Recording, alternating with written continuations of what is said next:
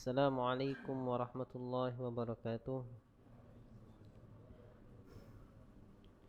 Innal hamdalillah nahmaduhu wa nasta'inuhu wa nastaghfiruh wa na'udzu billahi min shururi anfusina wa sayyiati a'malina. May yahdihillahu fala mudilla lahu wa may yudlil fala hadiya lahu. Wa ashhadu an la ilaha illallah wahdahu la sharika lahu wa ashhadu anna Muhammadan abduhu wa rasuluh. Allahumma salli ala Muhammad wa ala ali Muhammad wa man tabi'ahum bi ihsanin ila yaumiddin. Ya ayyuhalladzina amanu taqullaha haqqa tuqatih wa la tamutunna illa wa antum muslimun. Ya ayyuhan nasu taqu rabbakumul ladzi khalaqakum min nafsin wahidah wa khalaqa minha zawjaha وبث منهما رجالا كثيرا ونساء واتقوا الله الذي تساءلون به والأرحام إن الله كان عليكم رقيبا يا أيها الذين آمنوا اتقوا الله وقولوا قولا سديدا يصلح لكم أعمالكم ويغفر لكم ذنوبكم ومن يطع الله ورسوله فقد فاز فوزا عظيما. أما بعد فإن أصدق الحديث كتاب الله وخير الهدي هدي محمد صلى الله عليه وسلم وشر الأمور محدثاتها فإن كل محدثة بدعة وكل بدعة ضلالة وكل ضلالة في النار. إخوة الإيمان, ikhwan wal akhawat wa banati talibat yang senantiasa dimuliakan oleh Allah Subhanahu wa taala. Alhamdulillah, di malam ini kita bisa melanjutkan kajian kita untuk lebih bisa mengenal Al-Quran melalui lisan nabinya sallallahu alaihi wasallam dari kitab Hadzal Quran fi mi'ati haditsin nabawi. Al-Quran ini dalam 100 hadis Nabi sallallahu alaihi wasallam, yang mana bersyukur kepada Allah Subhanahu wa taala kita telah mempelajari 10 hadis dari kitab ini. Yang mana hadis yang ke-10 pertemuan kita pekan lalu adalah sebuah hadis dari Imam Tirmizi dan Abu Dawud dari jalan Abdullah ibn Amrin radhiyallahu anhu. Masih hafal hadisnya? InsyaAllah. Ayo kita baca hadisnya bareng-bareng, hafalannya. 1, 2, 3. An Abdullah ibn Amrin radhiyallahu anhu anin Nabi sallallahu alaihi wasallam qala yuqalu li sahibil Qur'ani iqra' wartaqi warattil kama kunta turattilu fid dunya fa inna manzilataka inda akhiri ayatin taqra'uha.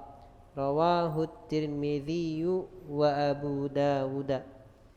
Ya, di mana hadis yang ke-10 alhamdulillah kita masih hafal adalah hadis dari Abdullah bin Amr, semoga Allah meridhoinya, dari Nabi sallallahu alaihi wasallam. Beliau bersabda, yuqalu li sahibil Quran, pada hari kiamat akan dikatakan kepada sahabatnya Al-Quran. Yang mana sahabat? Kata Imam An-Nawawi rahimahullah dalam kitabnya At-Tibyan fi Adab Hamalatul Quran adalah alladzi yaqra'uhu wa yatadabbaruhu wa ya'malu bihi.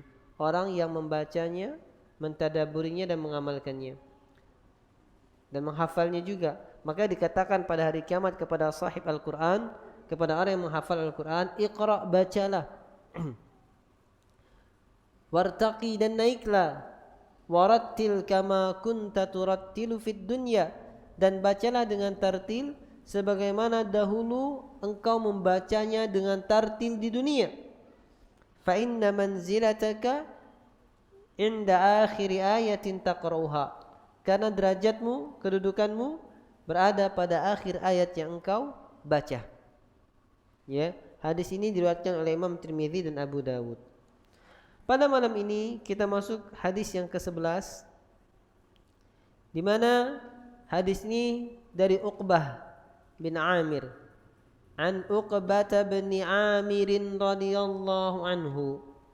Dari Uqbah bin Amir, semoga Allah meridhoinya. Qala, beliau berkata, kharaja alaina Rasulullah sallallahu alaihi wasallam wa nahnu fi suffati faqal. Nabi sallallahu alaihi wasallam pernah keluar menemui kami. Ya. Dan kami pada waktu itu berada di Suffah. Apa itu Suffah? Ahlu Suffah adalah orang-orang yang tinggal di pelataran Masjid Nabawi. Suffah pelataran atau teras. Ya. Mereka sedang pada waktu itu mereka Ahlu Suffah sedang duduk di Suffah. Ya. Sedang berada di Suffah di pelataran Masjid Nabawi. Faqal, lalu Nabi sallallahu alaihi wasallam bersabda, ayyukum yuhibbu an yaghduwa kulla yaumin bathana awil aqiqa. Siapa di antara kalian yang suka untuk keluar di pagi hari setiap hari ke Bathan, suatu tanah lapang, awil aqiq, ya, suatu tanah lapang atau aqiq, suatu tanah lapang di luar Madinah, ya, atau juga suatu tanah lapang yang biasa dipakai untuk mengembala dan semacamnya.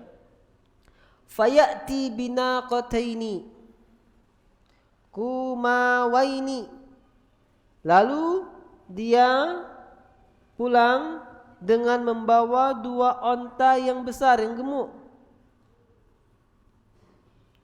Fi ghairi ithmin billahi wala qita'i rahimin, tanpa berbuat dosa kepada Allah dan tanpa memutus tali silaturahim.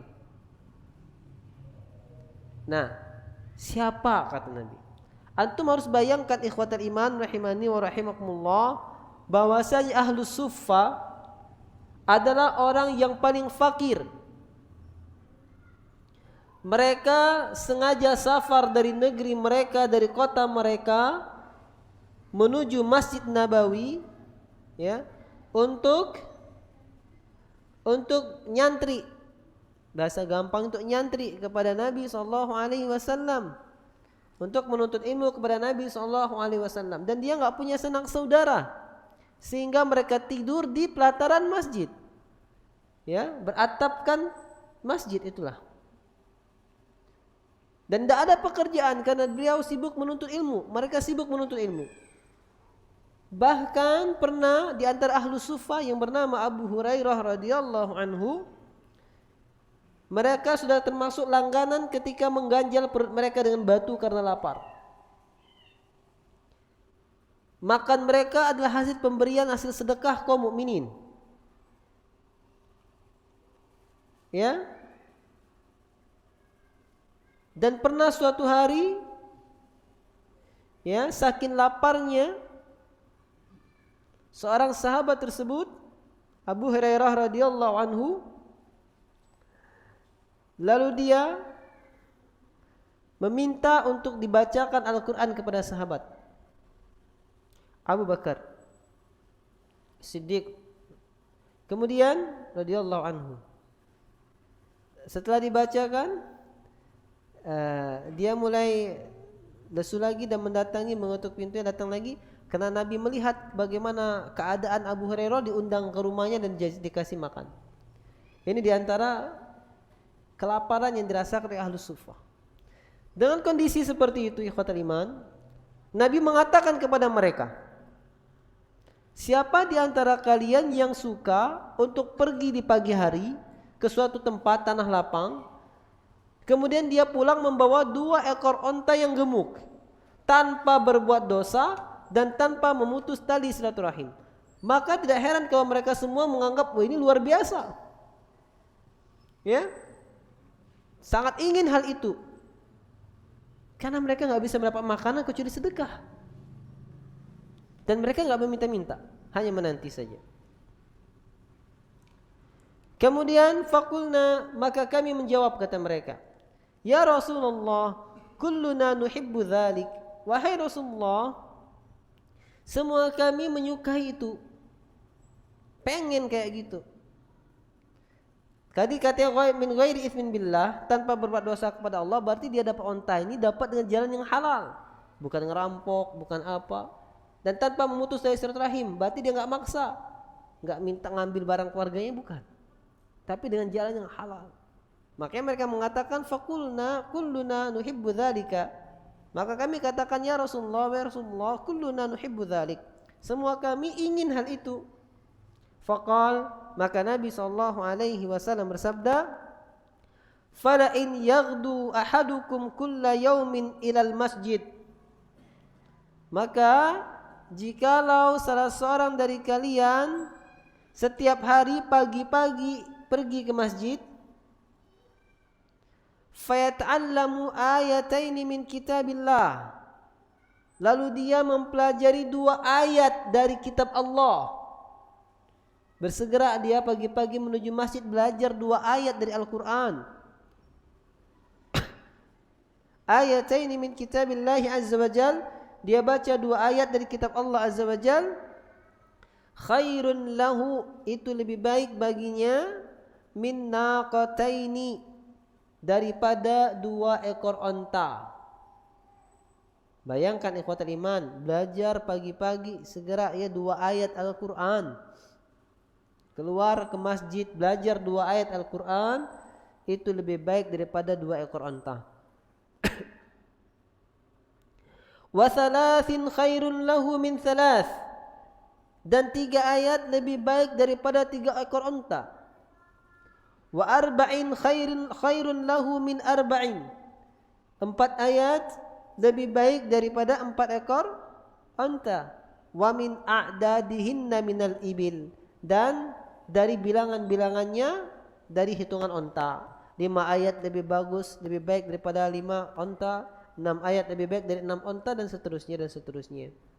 Ikhwatul iman, ini keutamaan mempelajari ayat Al-Quran di masjid. 1 ayat lebih utama daripada seekor onta. Ustaz, onta seberapa? Antum harus bayangin ikhwatul iman, onta diberikan kepada orang yang paling fakir, yang gak pernah mimpi bisa punya onta. Hadis ini diriwayatkan oleh Imam Muslim dan Abu Dawud. Yaqulul muallif, kana ahlu suffati min afqari ahli al-madinati wa kanu yaskununa fil masjid. Ahlu suffa, mereka adalah manusia yang paling fakir di Madinah, dan mereka tinggal di masjid. Fal mithalul ladzi darabahu Rasulullah sallallahu alaihi wasallam lahum bimuqaranati ta'allumi ayatin min kitabillah, dan permisalan yang Nabi sallallahu alaihi wasallam berikan kepada mereka dengan membandingkan antara mempelajari ayat dari Al-Quran, dari kitab Allah, ma'aktisabi naqatin, dari mendapatkan onta.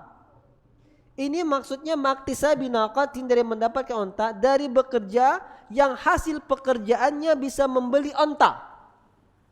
Ini fahami, kan iktisab, mencari kerja, bukan sekedar wajadah mendapatkan.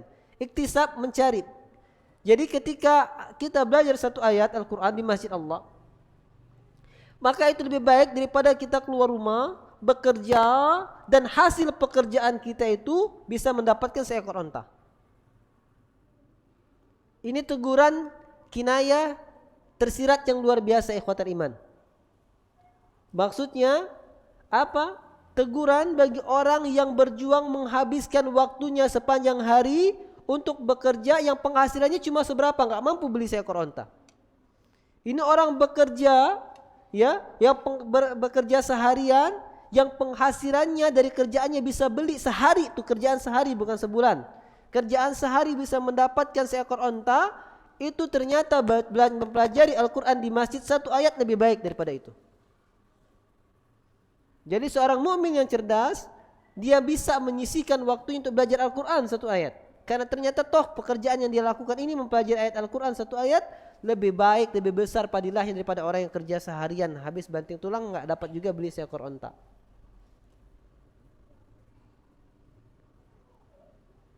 Wahya yauma idzin syai'un katsir. Yang mana onta itu pada hari itu di zaman Nabi SAW adalah sesuatu yang besar. Rubbama ta'dilu thamana sayyaratin fi zamanina hadha. Barangkali itu setara dengan harga sebuah mobil di zaman kita sekarang. Bayangkan kalau onta nggak kebayang, berarti bayangin ketika kita keluar rumah kerja seharian, hasil pekerjaan kita bisa beli satu mobil, itu ternyata nggak lebih baik daripada kita keluar rumah ke masjid belajar satu ayat Al-Quran.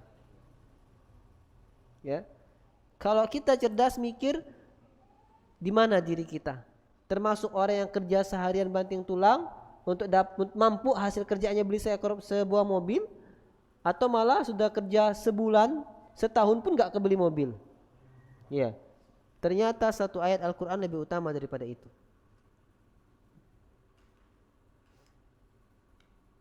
Hadzal mithalu hatha ala ta'allumil Qur'ani wa fadlihi ala al-amal ad-dunyawi al-bahta bidarajatin katsira. Permisalan ini memberikan anjuran untuk mempelajari Al-Quran dan memberikan kabar tentang keutamaannya Al-Quran dibandingkan pekerjaan dunia secara mutlak sama sekali. Bidarajatin katsira, dengan tingkat keutamaan derajat yang begitu banyaknya. Ya, karena seekor onta seharga sebuah mobil didapatkan sehari. Ada yang kerja sehari udah bisa kebeli mobil? Setahun, 2 tahun, 3 tahun aja belum tentu kebeli mobil. Ya. Ini mau menjelaskan tentang hinanya pekerjaan dunia dan mulianya ayat Al-Quran dengan derajat yang begitu besarnya dibandingkan dengan pekerjaan-pekerjaan dunia. Makanya orang-orang yang mengerti ini semua tenang hatinya ketika dia menyibukkan dirinya dengan ngajar ngaji, menyibukkan dirinya dengan mengajarkan Al-Quran. Tenang hidupnya. Ngelihat orang kaya begitu gak terlalu iri. Kenapa? Karena dia meyakini dia mendapatnya yang lebih baik daripada mereka. Kekayaan dia di sisi Allah lebih jauh dibandingkan kekayaan orang itu. Orang itu bangga dengan mobil mewahnya misalnya, bangga dengan rumah besarnya, tetapi nanti di akhirat gak ada apa-apanya. Kita bangga dengan kesederhanaan, namun telah mendapatkan janji-janji Allah Subhanahu wa ta'ala, telah menunggu di surganya Allah Subhanahu wa ta'ala. Maka dia hidupnya tenang. Ya. Jadi guru ngaji di sini tenang, dimanapun tenang. Walaupun manusia menghinanya, mau jadi apa kok guru ngaji, nanti nggak bisa makan. Manusia menghina, tapi hidupnya tenang. Karena Allah selalu menjamin hambanya. Sebagaimana hadis yang telah kita pelajari hadis sebelumnya, di mana Nabi SAW bersabda, wa inna lillahi ahlina minan nas. Allah Subhanahu wa ta'ala memiliki keluarga dari kalangan manusia. Qalu man hum ya Rasulullah? Para sahabat bertanya, siapa keluarga Allah ya Rasulullah? Ahlul Quran, ahlullah wa khasatuh. Ahli Al-Quran, keluarga Al-Quran adalah keluarganya Allah dan kekhususan Allah Subhanahu wa ta'ala. Yang namanya keluarga gak bakal ditelantarkan.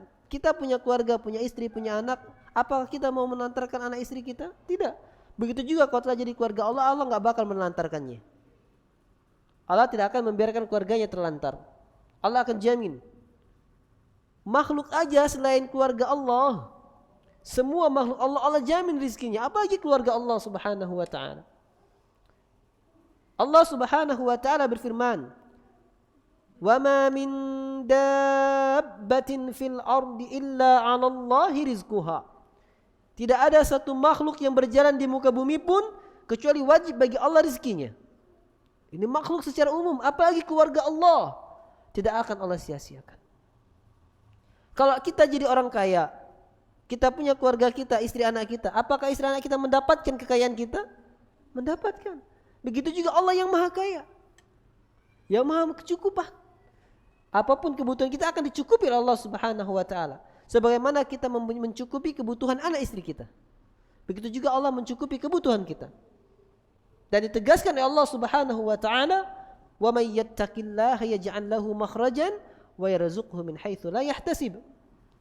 Barang siapa bertakwa kepada Allah, Allah akan beri jalan keluar dan Allah akan kasih rizki dari arah yang tidak disangka-sangka. Dan fahami ikhwatal iman rahimani wa rahimakumullah, Allah memberikan kepada hambanya sesuai dengan kebutuhannya. Sesuai dengan kebutuhannya. Maka ketika kita meyakini ini, kita tidak akan mengeluh kepada Allah. Ya Allah, saya pengen ya Allah punya mobil misalnya, tapi kok bertahun-tahun doa gak dapat-dapat. Anak baru 1 misalnya. Allah tahu kebutuhan. Allah tahu kita belum butuh mobil. Dan ketika kita butuh, kita lupa meminta kepada Allah. Tidak lagi berdoa, tapi kita butuh karena anak ada banyak misalnya, atau memang kita butuh dakwah keluar, atau memang kita butuh, itu yang butuh. Allah tahu kebutuhan kita, maka Allah akan kasih walaupun kita gak berdoa. Kenapa? Karena Allah beri hambanya, beri keluarganya sesuai dengan kebutuhannya.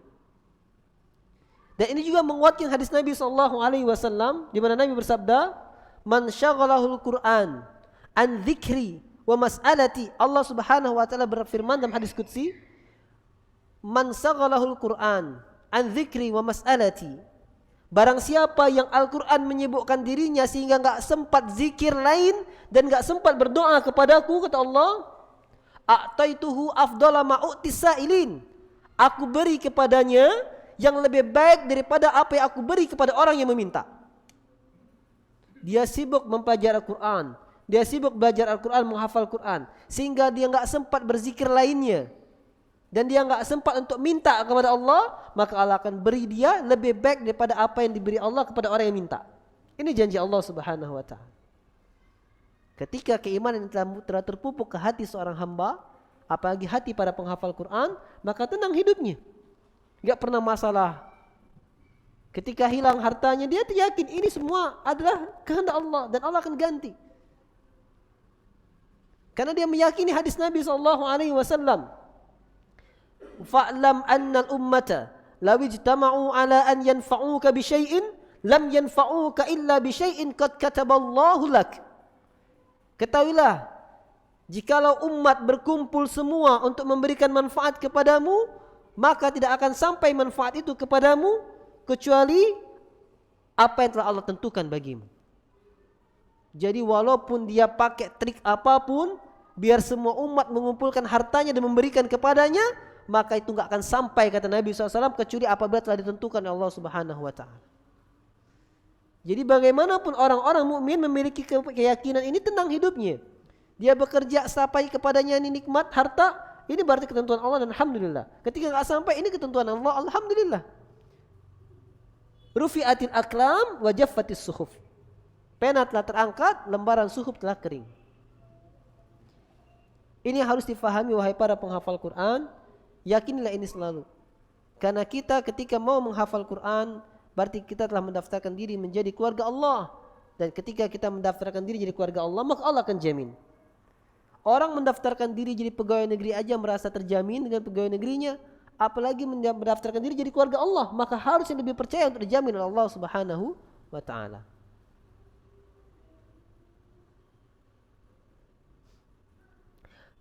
Qala al-muallif rahimahullah, amma iktisabur rizqil halal likay yattaqil mar'u su'alan nasi wal hajati ilaihim, likay yattaqil mar'u su'alan nasi wal hajata ilaihim bima yakfihi wa yakfi man yu'iluhum min afradi usratihi fahuwa fardun aidan.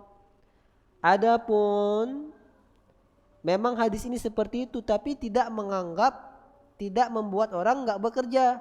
Karena mu'alif mengatakan amma iktisabur rizqil halal, adapun kita mencari rizki yang halal, likay yattaqil mar'u su'alan nasi wal hajati ilaihim, agar seseorang bisa menjaga dirinya dari meminta-minta kepada manusia atau dari butuh kepada manusia. Jadi dia bekerja dengan tujuan agar enggak minta-minta kepada manusia, agar dia enggak enggak terlalu terpaut, enggak tergantung kepada manusia. Dia punya penghasilan sendiri yang bisa mencukupinya. Sehingga enggak sampai bisa meminta-minta dan enggak butuh sama manusia. Dia bekerja untuk mencukupi bima yakfihi, apa yang mencukupi kebutuhannya. Wa yakfi man yu'iluhum min afradi usratihi, dan mencukupi siapa saja yang di bawah tanggungannya dari keluarganya. Fahuwa fardun aidan, maka ini pun hukumnya wajib. Sehingga digabung. Menuntut rizki halal untuk mencukupi kebutuhannya dan keluarganya ini wajib. Ya, namun jangan sampai terlena. Ketika terlena menghabiskan semua waktunya untuk kerja, tidak sempat belajar ayat Al-Quran, maka dia terhina. Maka Nabi tegur, satu ayat Al-Quran itu lebih baik daripada seekor unta. Dari itulah kaidah mengatakan al-jam'u aula minat tarjih. Kita mengumpulkan dua perkara lebih baik daripada memenangkan salah satu. Bisa dikumpulkan belajar, cari rezeki, tetap cari rezeki yang halal. Ya. Karena wabtagi ma atakumullahu min daril akhirah wa la tansa nasibaka minad dunya. Ya, semangatlah cari apa yang Allah siapkan untuk kampung akhirat, tapi jangan lupakan bagianmu di dunia. Inna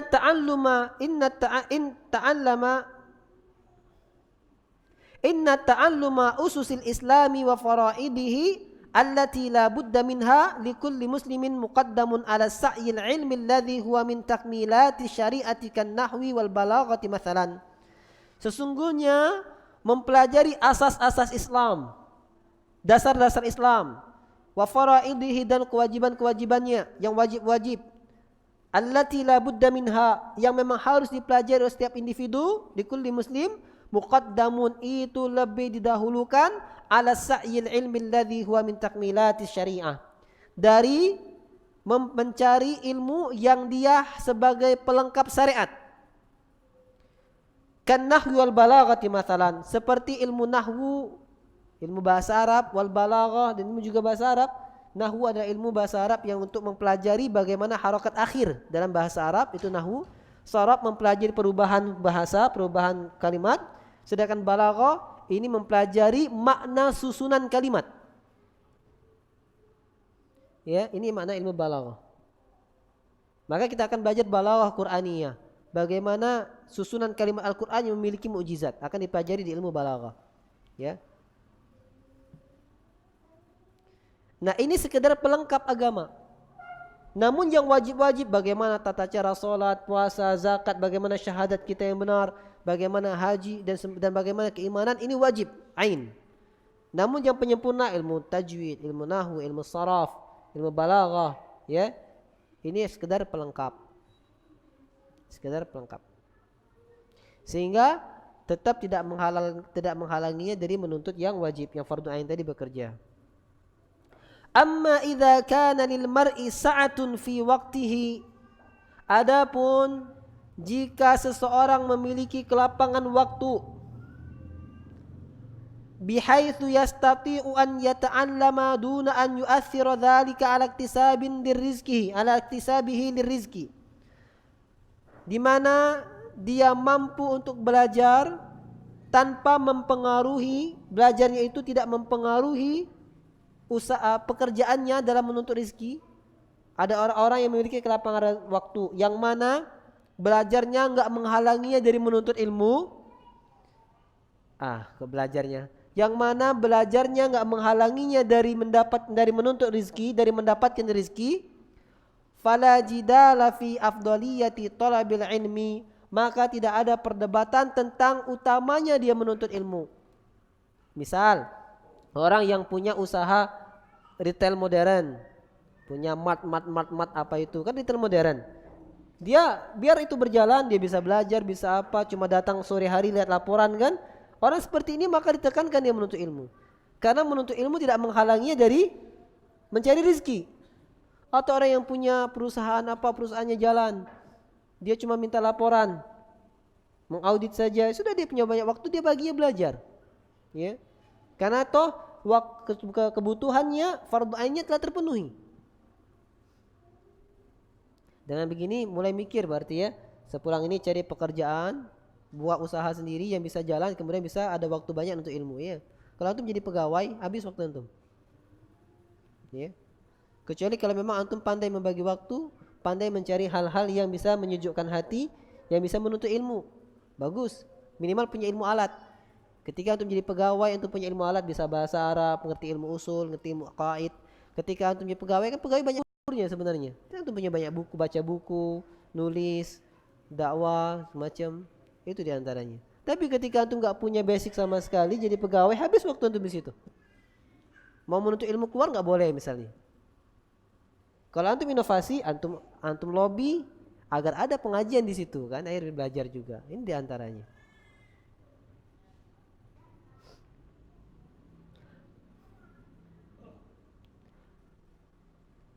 Wallahu yarfa'ul ladzina utul ilma darajat. Kenapa? Karena Allah akan memberikan mengangkat derajat orang-orang yang berilmu dengan beberapa derajat. Allah taala a'lam. Ikhwatul iman rahimani wa rahimakumullah. Intinya saya ingin hadis ini dihafal, tapi kayaknya hadis ini asing bagi kalian, jadi agak meragukan untuk kalian hafal. Tapi minimal diulang-ulang, ikutin saya. Pernah baca hadis ini, siapa tahu ada yang teringat. Kita ulangi. An Uqbata bin Amirin. Yuk. An Uqbata ibni Amirin. Digabung. An Uqbata bin Amirin radhiyallahu anhu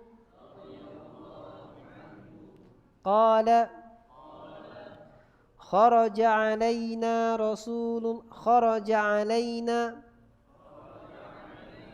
keluar kepada kami, keluar menemui kami artinya Rasulullah sallallahu alaihi wasallam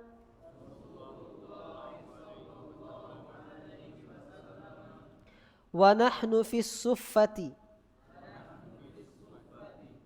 faqala ayyukum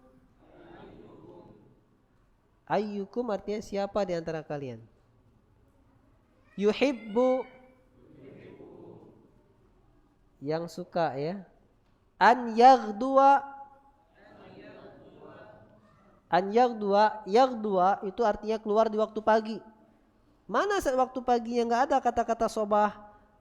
Yaghdua itu kalimatnya bermakna pergi di waktu pagi. Fil gudu wal asal, di waktu pagi dan waktu sore. Ya, wudu yaghdua keluar di waktu pagi. Kulla yaumin ayyukum yuhibbu an yaghdua kulla yaumin bathana, nama tempat ya Bathan, awil aqiqa fayati binaqataini kumawaini fi ghairi ithmin billahi wala qita'i rahimin faqulna ya Rasulullah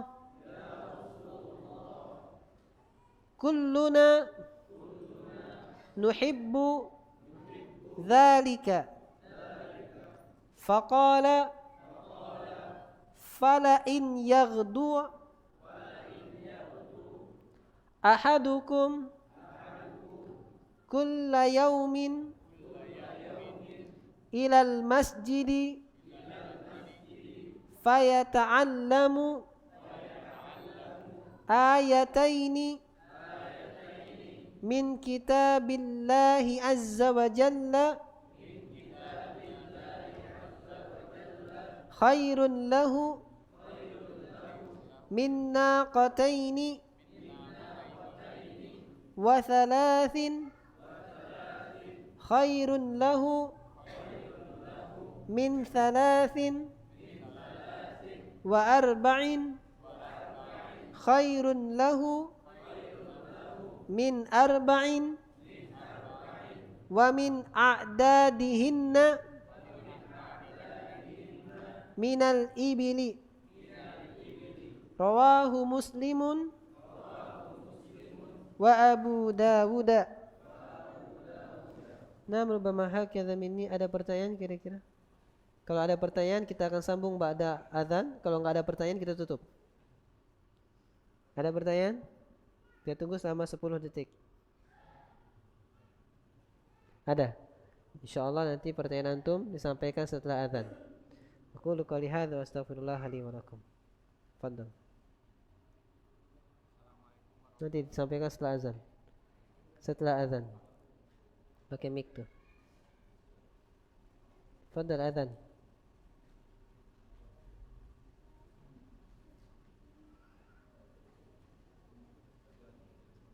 Siapa azan? Udah bunyi jam mana?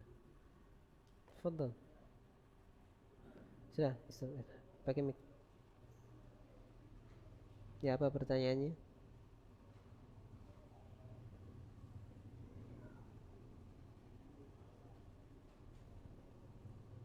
Assalamualaikum warahmatullahi wabarakatuh. Waalaikumsalam warahmatullahi wabarakatuh.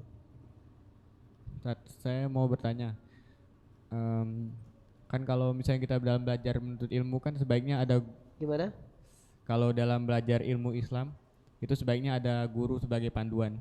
Ada guru sebagai Panduan. Ha. Nah, lalu bagaimana kalau kita ingin mempelajari secara otodidak, misalnya kayak baca buku sendiri gitu, buku tentang tauhid atau buku tentang praktek sholat, zakat dan semisalnya. Apakah itu boleh dilakukan atau sebaiknya kita menunggu ada guru dulu atau gimana? Sekian, terima kasih. Wassalamualaikum warahmatullahi wabarakatuh. Waalaikumsalam warahmatullahi wabarakatuh. Pertanyaannya adalah, bukankah dalam belajar ilmu kita mesti ada bimbingan arahan dari guru? Bolehkah kita belajar otodidak hanya dengan membaca buku-buku agama untuk menjadi dasar ilmu kita? Ini pertanyaannya. Ya. Maka jawabannya adalah setelah azan. Azan lah, ikhwan, sudah masuk waktunya.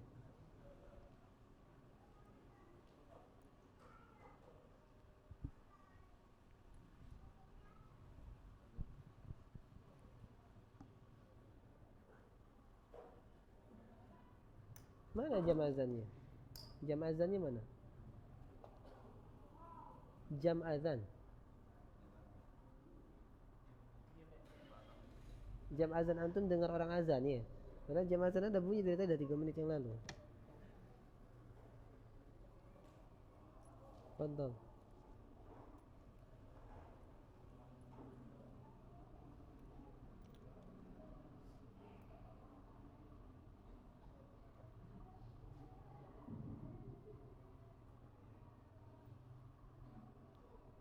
Allahu Akbar, Allahu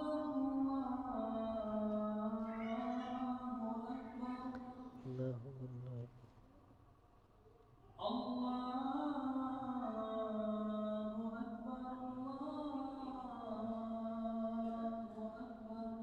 Allahu Akbar. Allahu Akbar. Asyhadu an la ilaha illallah.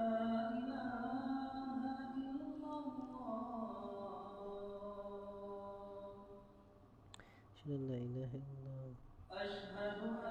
la ilaha illallah. Asyhadu an la ilaha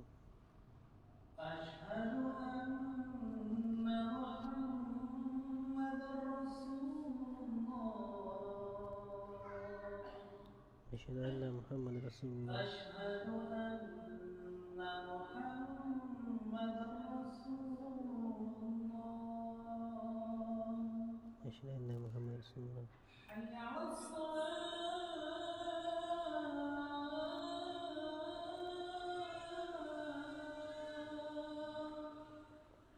لا حول ولا قوة إلا بالله. حي على الصلاة.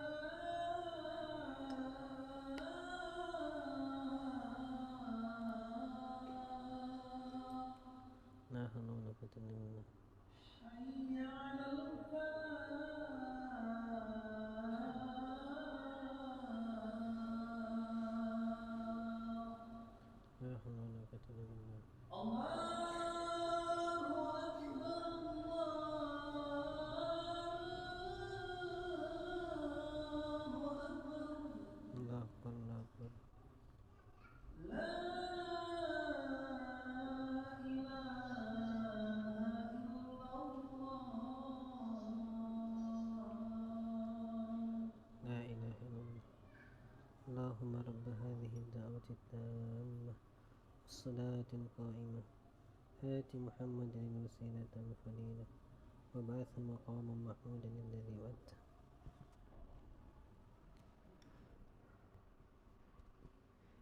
بسم الله الحمد لله والصلاة والسلام على رسول الله وعلى آله وأصحابه ومن اتبع الهدى.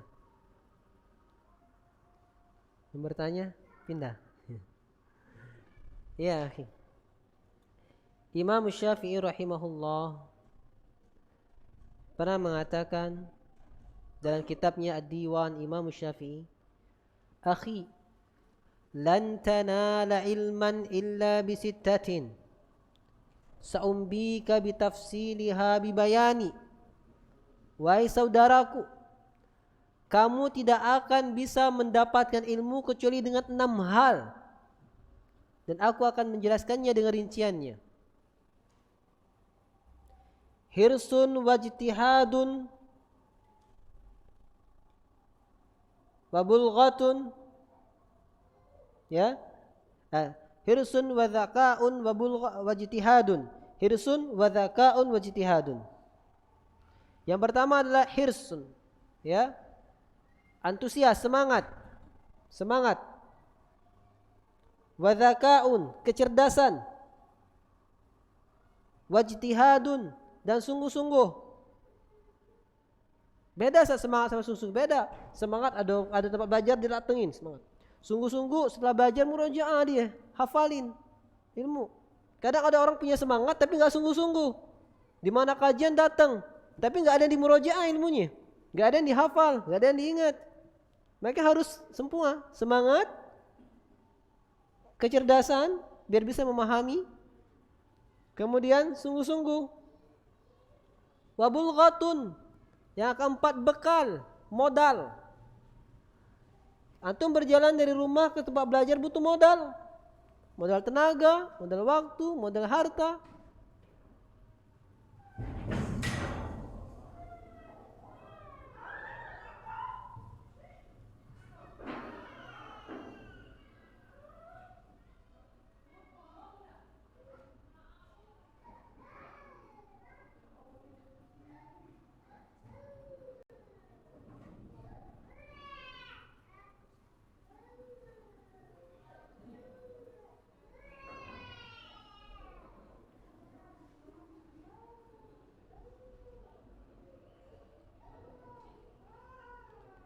Nah,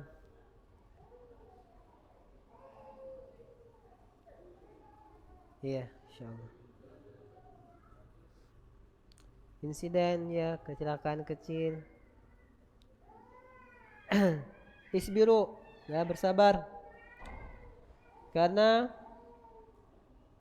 ma'asaba mu'minin min hammin, tidaklah seorang mukmin ditimpa oleh hammin, kegundahan, ya, atau musibatin, atau musibah, bahkan ditusuk duri, dan dia bersabar kecuali diampuni dosanya dan diangkat derajatnya. Wa innama yuwaffas sabiruna ajrahum bighairi hisab, hanyalah orang-orang yang bersabar yang beri pahala tanpa batas, ya. Wa inna sabra inda sadafatil ula, dan sabar pada hentakan yang pertama. Ini kembali kita ingatkan. Ya, tadi yang pertama adalah hirsun, antusias, zakaun, kecerdasan, wajtihadun, sungguh-sungguh, wabulghatun, bekal modal, wa irsyadu ustadzin, dan yang kelima adalah irsyadu ustadzin, bimbingan ustadz, bimbingan guru. Dan yang keenam watulu zamani, dan lamanya waktu. Sehingga kalau belajar mesti ada guru, kalau belajar mesti butuh waktu yang lama, enggak ada yang instan. Yang instan cuma ada mie. Ya. Kalau belajar enggak ada yang instan. Kita maunya yang instan-instan. Baru ngaji sebulan 2 bulan sudah berfatwa. Ya, sudah menyebarkan apa melalui media sosial yang mana subscribernya banyak banget. Ya. Baru kenal 1 2 ini ada hadis, ini hadis disampaikan. Taunya hadisnya dhaif. Kalau hadisnya dhaif dibilang hadis berarti ini bohong atas nama Nabi. Belumkah dia berilmu bahwasanya Nabi telah bersabda? Man kadzaba alayya muta'ammidan falyatabawwa maq'adahu minan nar. Siapa yang berdusta atas namaku secara sengaja, maka ambillah tempat duduknya di neraka. Hadis dhaif dibilang hadis Nabi, berarti kan dia bohong. Nah, kalau hadis dhaif berarti bukan hadis Nabi. Dia bilang hadis Nabi, berarti berdusta sama Nabi. Ustaz, tapi kata teman saya sahih. Ya kata temanmu, udah diteliti belum? Gak tahu, Ustaz, ikut-ikut aja. Inilah gunanya penuntut ilmu, meneliti hadisnya. Gak ngerti Ustaz caranya, makanya belajar. Ada ilmu mustalahul hadis. Ada nanti pelajaran takhrijul hadis. Ya, ada pelajarannya semuanya. Masa hebat, ustadznya aja masih hati-hati untuk share. Ini Masya Allah, ya, muridnya sudah Dewan Fatwa Sosmed.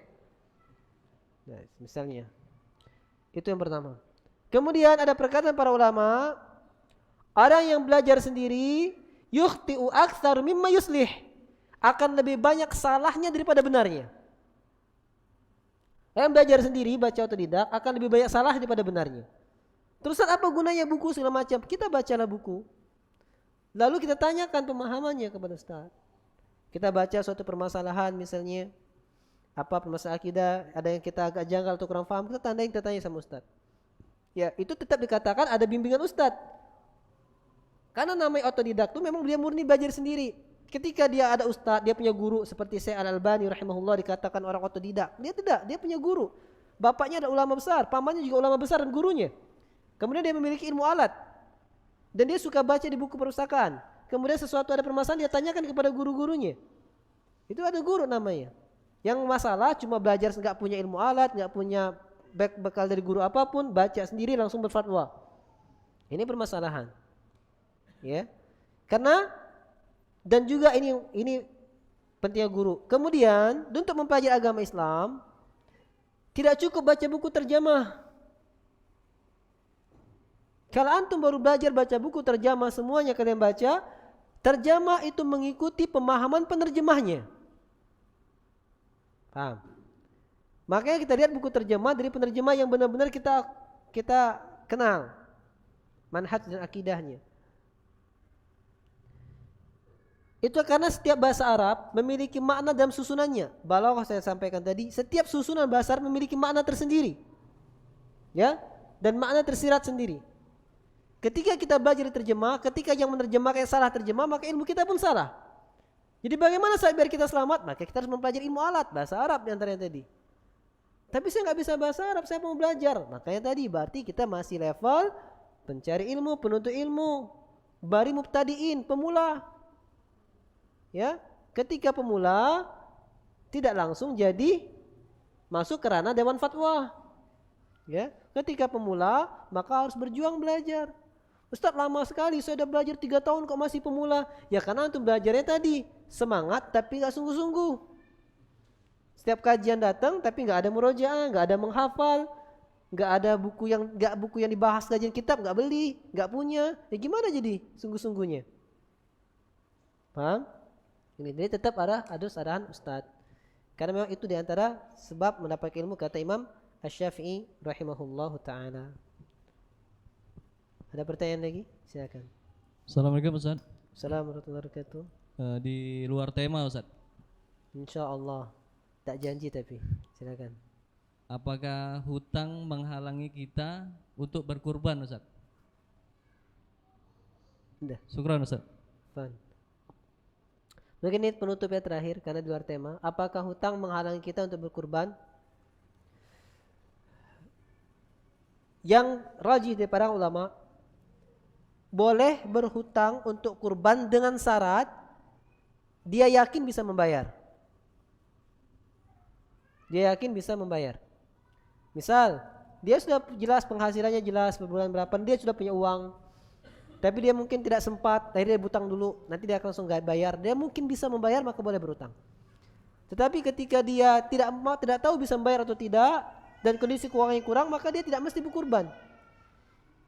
Karena berkurban adalah ditekankan bagi orang yang memiliki si'asa'ah fi rizki, memiliki kelapangan dalam rezeki. Inna a'tainaka al-kautsar. Sesungguhnya kami telah memberikan kepadamu nikmat yang banyak, kelapangan rezeki. Fasalli li rabbika wanhar. maka salatlah untuk Tuhanmu, wanhar, dan berkurbanlah. Disyaratkan kelapangan rezeki. Ketika dia untuk makan saja nggak cukup, maka dia tidak disyaratkan untuk kurban. Namun di antara yang dijadikan standar kecukupan oleh para ulama adalah cukup dia makan dan keluarganya. Ketika dia memiliki kecukupan makan untuk dia dan keluarganya, dan dia memiliki kelebihan harta dan bisa membeli kurban, maka ini boleh dan dia ditekankan untuk beli kurban. Tetapi kalau dia punya hutang, terlilit hutang, untuk makan saja kembang kempis, hutang jangan tahu bayarnya, maka dia tidak ditekankan untuk berkurban. Ya. Maka yang utama bagi dirinya adalah segera dia lunaskan hutangnya. Karena hutang akan menghalangi dia juga untuk ke surganya Allah Subhanahu wa taala. Maka hati-hati dengan perkara hutang.